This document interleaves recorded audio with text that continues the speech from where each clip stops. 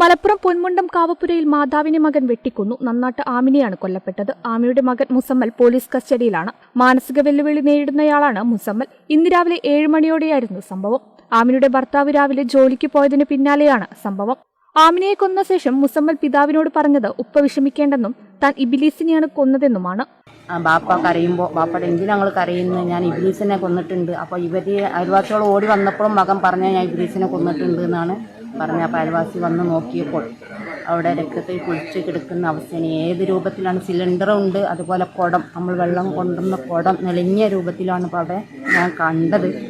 എന്തായിട്ടാണ് ആദ്യം ചെയ്തതെന്ന് നമുക്കറിയാൻ സാധിക്കില്ല. ഇന്നിപ്പോൾ ഇൻട്രസ്റ്റും കാര്യങ്ങളൊക്കെ എടുത്തതിന് ശേഷമേ നമുക്കറിയാൻ സാധിക്കുകയുള്ളൂ എന്നുള്ള. മാനസികാസ്വസ്ഥം നേടുന്ന മുസമ്മൽ ചികിത്സയിലായിരുന്നു. ആദ്യം കൊടുവാൾ ഉപയോഗിച്ച് മുസമ്മൽ ആമിനയെ വെട്ടുകയായിരുന്നു. തുടർന്ന് നിലത്ത് വീണ ആമിനയുടെ തലയിൽ ഗ്യാസ് സിലിണ്ടർ ഉപയോഗിച്ച് മുസമ്മൽ അടിച്ചു. സംഭവസ്ഥലത്ത് വെച്ച് തന്നെ ആമിന മരിച്ചു.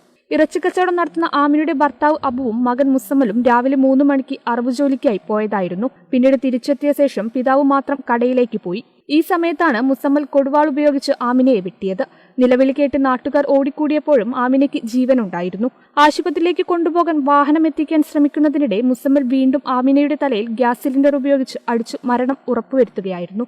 ഇവിടെ നാട്ടുകാർ ഓടിക്കൂടി വന്നപ്പോൾ ആൾക്ക് ജീവനുണ്ടായിരുന്നു, ഈ ആമിനക്ക് ജീവനുണ്ടായിരുന്നു. അപ്പോൾ അവർ ഹോസ്പിറ്റലിൽ കൊണ്ടുപോകാൻ വേണ്ടിയിട്ട് വാഹനം എടുക്കാൻ വേണ്ടി പുറത്ത് പോയ സമയത്ത് വീണ്ടും മകൻ കയറി വന്നുകൊണ്ട് ഗ്യാസ് സിലിണ്ടർ കൊണ്ട് തലക്കടിച്ച് അതിദാരുണമായിട്ട് കൊലപ്പെടുത്തുകയാണ് ഉണ്ടായത്. തലച്ചോറ് പുറത്ത് ചിന്നിച്ചിതറിയ നിലയിലായിരുന്നു മൃതദേഹം ഉണ്ടായിരുന്നത്. ഏതായാലും നാടിനെ സംബന്ധിച്ചിടത്തോളം അക്ഷരത്തെ നാട്ടിലൊക്കെ നെറ്റിദ്ധരിച്ചിരിക്കുകയാണ്. കാരണം ഒരു കൊലപാതകത്തിൻ്റെ നെറ്റലിൽ ഇതുവരെ ആരും മോചിതരായിട്ടില്ല. പ്രകോപനങ്ങളൊന്നും ഉണ്ടായിരുന്നില്ല. അടുക്കളയിൽ നിന്ന് ആമിനയെ പ്രതി പിന്നിൽ നിന്നും വെട്ടുകയായിരുന്നുവെന്ന് പോലീസ് പറഞ്ഞു. താനൂർ ഡിവൈഎസ്പി ഫയസിന്റെ നേതൃത്വത്തിൽ പോലീസ് നടപടികൾ ആരംഭിച്ചു. കേരള വിഷൻ, താനൂർ.